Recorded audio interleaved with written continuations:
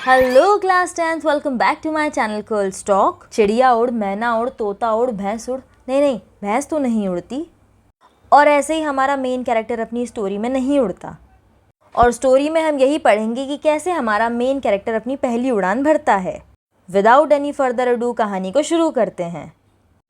Young seagull अकेला पड़ गया था क्योंकि उसके दोनों भाई बहन एक दिन पहले उड़ गए थे। वो उनके साथ उड़ने से डर गया था। जब उसने लेज के किनारे एक थोड़ा सा दौड़ लगाया और अपने पंख फड़फड़ाने की कोशिश की तो वो डर गया। समंदर का बड़ा सा विशाल एरिया नीचे फैला हुआ था और ये बहुत नीचे था, माइल्स नीचे। उसे लगता था कि उसके पंख उसे सपोर्ट नहीं करेंगे, इसलिए उसने अपने सर झुकाया और वापस लेज के नीचे छोटे से छेद में दौड़ लगाया, जहां वो रात को सोता था। जब उसके भाई और बहन, जिनके पंख उसके अपने पंखों से काफ़ी छोटे थे, लेज के किनारे तक दौड़े, अपने पंख फड़फड़ाए और उड़ गए, तब भी उसमें इतनी हिम्मत नहीं हुई कि वो उसे डरावने कूदने को ले सके। जो उसे बहुत भयानक लग रहा था, उसके माँ बाप लेज के आसपास आकर चिल्लाने लगे, उसे डांटने लगे, धमकी देने लगे कि अगर वो उड़ा नहीं तो उसे उसी लेज पर भूखे मरने के लिए छोड़ देंगे। लेकिन उसके लिए मूव करना इम्पॉसिबल था। ये सब अब से 26 घंटे पहले की बात थी। तब से लेकर अब तक कोई उसके पास नहीं आया। एक दिन पहले पूरे दिन उसने अपने माँ बाप को अपने भाई और बहन के साथ उड़ते हुए देखा, उन्हें उड़ने की कला सिखाते हुए देखा, उन्हें सिखाते हुए देखा कि लहरों को कैसे चिपकाते हैं और मछलियों के लिए कैसे घुसे जाते हैं। उसने अपने बड़े भाई को उसका पहला हैरिंग पकड़ते हुए देखा, जो एक चट्टान पर खड़ा था। जब उसके माँ बाप चक्कर लगाते हुए गर्व से चीख रहे थे और पूरी सुबह पूरा परिवार ऑपोजिट क्लिफ के बीच के बड़े प्लेटू पर घूम रहा था, उसकी डरपोकता का मजाक उड़ा रहे थे। सूरज जब आसमान में चढ़ रहा था, उसके लेज पर जो साउथ की तरफ था, उसने गर्मी महसूस की क्योंकि उसने पिछली रात से खाना नहीं खाया था। उसने धीरे से लेज के किनारे की तरफ कदम रखा और एक पांव पर खड़ा होकर दूसरे पांव को अपने पंख के नीचे छुपाया।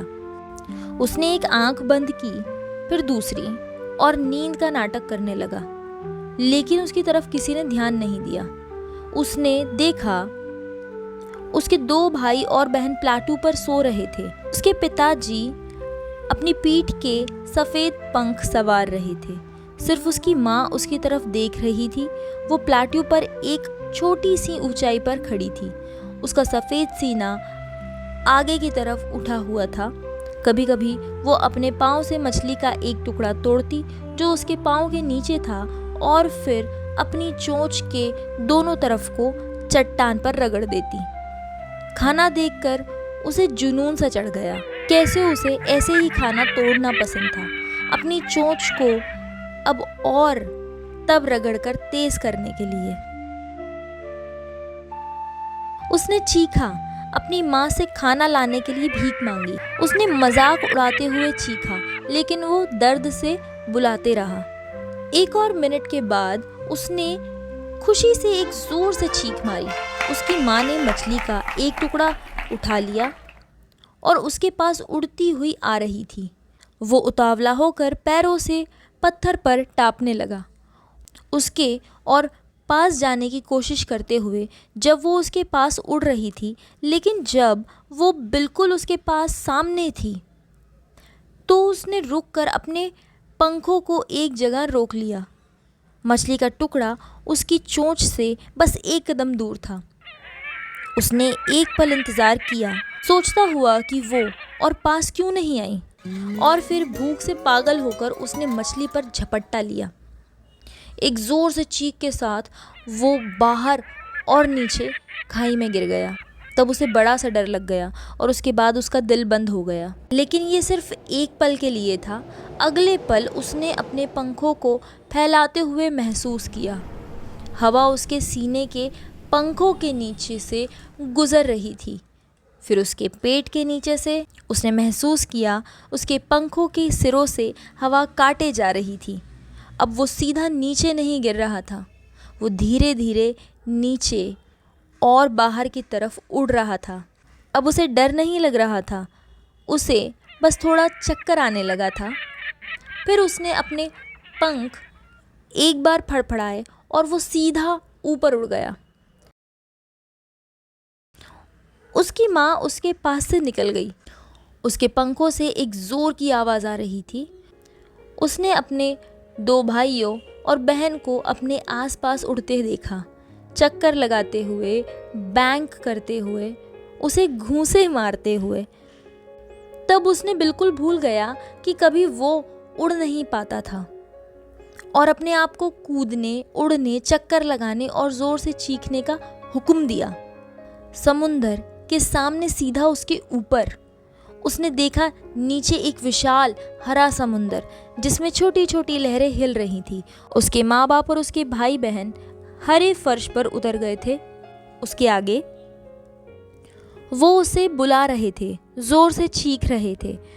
उसने अपने पैर गिराकर उस हरे समुंदर पर खड़े होने की कोशिश की। उसके पैर उसमें डूब गए। वो उसमें तैर रहा था और उसके आसपास उसके परिवार चीख रहे थे, उसकी तारीफ कर रहे थे और उनकी चोंच से उसे डॉग फिश के टुकड़े दिए जा रहे थे। उसने अपनी पहली उड़ान भर ली थी। हाँ जी, तो ऐसे करके हमारा फट्टू सीगल एक हीरो बन जाता है। चलो पढ़ते हैं इस लेसन के इम्पोर्टेंट वर्ड्स। लेज, किसी पहाड़ या चट्टान का किनारा, कुछ ऐसा। Herring, a soft finned sea fish, कुछ इस तरीके से दिखती है ये fish. Derisively, in a manner showing someone that she or he is stupid, मतलब किसी को ऐसा शो करना कि वो stupid है, गधा है। Banking, flying with one wing higher than the other, एक पंख से उड़ना लेकिन किसी बर्ड से ऊंचा, इसे हम बैंकिंग कहते हैं। आई एम श्योर आपको वीडियो समझ में आई होगी, और वीडियो समझ में आ रही है तो प्लीज़ बेल आइकन को दबा के चैनल को सब्सक्राइब कर दो। मिलते हैं इसी लेसन के पार्ट 2 ब्लैक एरोप्लेन में। Till then bye bye, take care.